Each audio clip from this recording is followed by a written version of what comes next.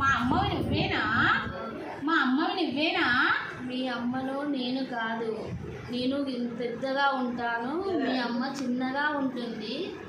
ఇంకాస్త ముందుకెళ్ళి చూడు. మా అమ్మవి నువ్వేనా?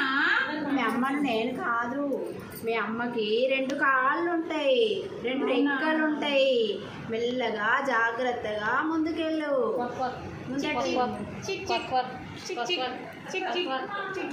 మా అమ్మవి నువ్వేనా? నేను కాదు మీ అమ్మను.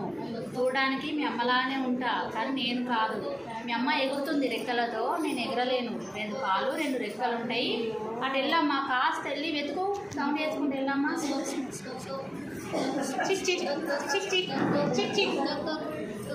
అమ్మా అమ్మా కడుపులో